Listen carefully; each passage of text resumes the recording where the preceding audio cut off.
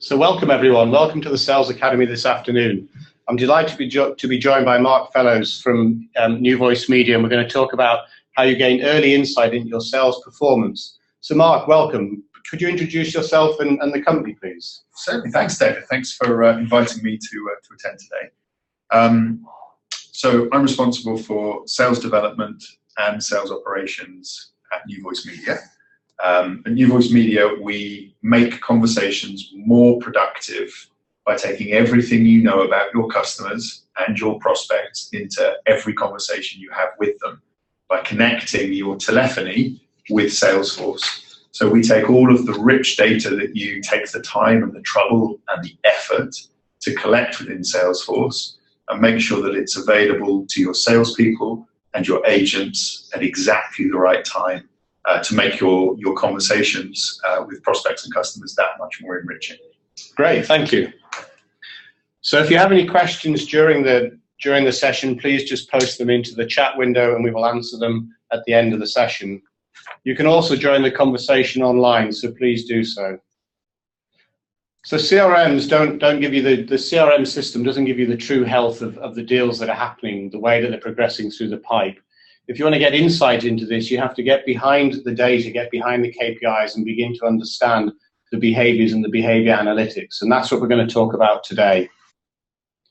So Mark, tell us a little bit about NewVoiceMedia and how and what they were using behavioral analytics for. Yeah, sure. So actually, we didn't start using behavioral analytics. We started really by using Motivate to gamify what we were doing. So we started with gamification, really. And that was really very, very positively received by the team. But I noticed that our top competition winners were not necessarily our top sales performers. So it started me thinking down whether we were really gamifying the right types of behaviors. The games we were setting were typically quarterly in nature. And we always had a very, very clear set of objectives for those games, but that didn't necessarily help us understand the best behavior for our sales teams. So we started looking at a much longer set of data to start analyzing the behavior of our most successful reps. And what made you start thinking about this behavioral aspect? Because surely with a CRM system, you design it, you implement it, you train people, and then people just use it. Why the behavior element? Well, we noticed there's a big difference between our top performers and our middle table performers. And they're broadly from the same backgrounds, they've had the same training, so there was a secret sauce somewhere that we really wanted to be able to uncork and understand a little bit more about. So, really this is about, for us, it was about understanding the age-old question, which is, from behavioral terms, what does good look like? How do we go about replicating that? That's very interesting. It's something we've heard in some of the earlier sales academies, that your top performers are different because of the things that they do. They've all been trained in the same way. They've got access to the same system, the same data, the same support network in the business. It's the things that they do that make them different. That's interesting to hear. Mm-hmm. And how does that work? Well, so we've now been able to look at the key behaviors of our top performers and to review how they compare with kind of mid-table performers. I'm almost pained to say average performers, but the guys in the middle of the table. And what I found actually surprised me, because to some extent it confirmed what we'd always known, but we'd oftentimes struggled to attach a value to. So our top AEs actually, when I look at their behaviors, when I look at really three particular things, so self-generating of pipeline, using our sales methodology, and keeping our Salesforce system up to date. They all sound very basic things, but what we noticed when we boiled all of the data down, our top performing sales guys won 1.5 times more points than the average guys when it came to self-generating pipeline. When we looked at the sales methodology, again, they won 1.5 times more points. And when I looked at keeping Salesforce up to date, it was actually 1.2 times more points than the average. But those key things, those three things, were really very obvious and fell out of the data when I started analysing it. While I always knew these factors helped overall performance, I'd never really had the visibility into AE activities to really help support this very obvious hypothesis. And it's also interesting that everyone I speak with says, well, wow, it must be great to have that type of sales team. And I wouldn't have said, whilst we're very, very proud of our sales team, I think they do an amazing job, I wouldn't say that we have that type of sales team necessarily. It's actually been more about identifying relative behaviours. So I'm not saying our team is exemplary in self-gen, sales methodology, and keeping Salesforce up to date, that kind of cleanliness and hygiene. But actually what I can say is our top salespeople are better than our mid-table performers in those three areas. So naturally, if we want to improve performance, those are three key areas that we should really spend some time on. So Stuart, last week, the call we had with Stuart Ebury, he talked about getting behind the KPIs. We all know the destination KPIs. Many of you will have heard me talk about you don't need to tell the salesman to sell. You don't need to tell the goalkeeper to score the goal. They talked about getting behind the KPIs, tracking the things that happen along the journey. Did you see that as well? For example, in being the self-generating, using the system, using the method, did you see those similar things emerging? Yeah, absolutely. And I think it's interesting because from experience, when in the past I've sat down with salespeople to try and unpick why they're successful, and you interview them and you interview their sales managers, and they often will come back either with answers of, well, this is just what I do, or I wonder sometimes whether there's a little bit of I'm too cool for school, and they're just not really going to say, actually, I just work really hard at doing these basic things very well, if they even realize it. But understanding how important those basic elements are, that basic level of sales discipline within sales success, really enables us to think about the activities we're doing and not just, here is the number, I have to hit the number. It's actually about making sure that you're doing the right activities as well. It actually improves your ability to hit the number. So from my own experience, I can see that the following the method, I come on, I'm onboarded, I sell in your way, that's really important. The using of the system, it's important that we do that because it helps me in my job, but I also see that it helps if I'm other people in the business. I need to record about the people I meet, the things that I do. So marketing, for example, know about that so they can run a campaign. But I really like your point about being self-generated sales, that reps just can't sit there and wait for the BDRs to put things on the end of their foot to score. We also, but you mentioned sales development, we also analyze sales development as well, with a somewhat similar result. So again, whilst we've always known that sales development is fundamentally a numbers game, we could see that our most successful reps gained 1.4 times more points for making 60 calls or more. It's one of the scoring mechanisms that we have built in Sumo. And this led us actually to start thinking about our own technology and analyzing the time of day that we should be calling. And this, again, when you begin to explore this, we've actually managed to see a 50% increase in our connection rate, which is one of the most important things in sales development. You have to talk to people before you're able even to start making a proposition, start understanding, start a dialogue that's going to lead to a meeting. But we were able to see that increase in connection rate by understanding what time of day to call. None of that would have been possible had we not really been able to drill down and fundamentally identify a metric that says, I can prove that making 60 or more calls a day is going to make you more successful than making 40, 48, 50. And it's the cadence factor is a key part of that it's not just the making, but you could have the rep that makes those 50 calls at the wrong time of the day, yeah, and they will not be successful. It's the right time, it's the cadence that's important? That we found critically important, and we found it actually varied by region also. We have three sales development teams based in locations around the world. And consequently, when we did our analysis, we were able to understand that the right time of day or the best time of day to call in San Francisco or the West Coast of the United States is actually pretty different to what you see within the United Kingdom. Very interesting. Okay, that's good. Some good takeaways there. So how else have you gone on to use this behavioural data? Well, we're actually now able to talk to reps. So I will have reps frequently come to me and ask, well, how do I replicate looking like Paula Perfect? How do I go about doing that? And we can actually talk about what good looks like. And whilst, again, it's from a sales operations point of view, it ticks all the boxes in terms of what needs to be done, I can quantify it.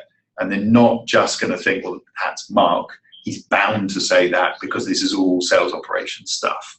I can actually point to the degree with which our most successful reps are more successful because of undertaking these activities. We're also able to think about sales enablement as well. Now, everyone has a long list of things that they want to spend time on from a sales enablement point of view. It's essential that your pitches are right, that your sales team have all of the right documentation, that they're trained on how to go to market and how to represent your proposition. But we can also make sure that on these three particular areas that we're dedicating time in sales enablement to make sure people understand how to self-gen. It's a skill set in its own right. Making sure that there is no complication or confusion around sales methodology, and really fundamentally making sure that Salesforce is as easy as possible to keep up to date, because there's a natural sort of cadence, again, once more, to keeping your opportunities up to date. So Chris from Click in his session in the first Sales Academy talked about this is about quality of people's work, not just quantity. So the idea of tracking what people are doing isn't just to tick off that the right things are being done. What you're saying here, that cadence element also brings in the quality. We're doing the right things at the right time. I think that's absolutely essential, yes. I like the point you made a minute or two ago about the coaching, that this is this coaching isn't just about the front line once you're in the business. There's also building this same approach into the onboarding process as well. Well, again, it's quite natural, really. The whole point of onboarding is you want people to become like your best reps as fast as possible. And if you don't build what you learn from Sumo into your onboarding process, then you're definitely missing a trick. That's very interesting. So what have you learned from adopting this approach? Well, definitely there's a difference between using Sumo for short-term bursts of activities around competitions and thinking about it more strategically. So we had implemented the system really for the short-term burst of activities, predominantly around competitions. But we did have a raft of data running in the background, running in stealth mode effectively. So what I've learned from this really is basically track as many metrics as you can, and where possible, set them up so that they're in line with your corporate objectives, so that you can begin to see behaviors that reinforce the objectives that you have for your organization as a whole.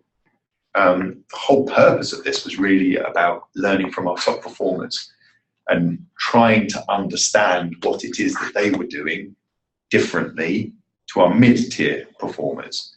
As I say, it's been positively surprising. It's reinforced the hypothesis that I think anyone in sales operations would have had for a very long period of time. And we shouldn't underestimate the power of being able to quantify that when it comes to talking to the team and explaining why being like Paula means doing these three things. Yeah. What about as you move the middle performers, learn from Paula, get other people to be more and more like Paula, what about the change in the relationship between the managers and the sales folks? So how is that? Is that something in your mind at the moment, something that you've done? that's, in actual fact, that's something we haven't yet done, but it's very much front and center of what we now want to start doing. So understanding not just the behaviours of our top AEs, our top salespeople, but also our top sales managers. Again, this isn't about trying to catch people out or understand whether they're checking a box to say I've performed a particular activity. It's being able to get under the skin of what works well in our context and in any organization's context from a sales management point of view. And certainly at the sales summit sections during Dreamforce last week, there was an awful lot of conversation about that coaching relationship. That's the one area to really exploit if you want to accelerate sales, is getting that dynamic right between the management and the and the AEs. That's interesting to hear that that's your next step to start doing that as well. Yes, but the sales managers are already spending time with the team to make sure that they're able to self-gen. We've actually set each of our AEs a self-generation target per month. And again, this isn't necessarily to beat them if they don't hit that target, but it's an indicative number. You know, are they actually going through the right activities to self-generate pipeline, and how are their sales managers helping them to go and achieve that? Very interesting.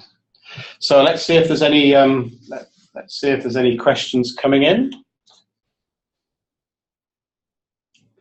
So there's a few come in. Can you just talk a little bit more, or tell us a little bit more some of the examples of the metrics that you tracked?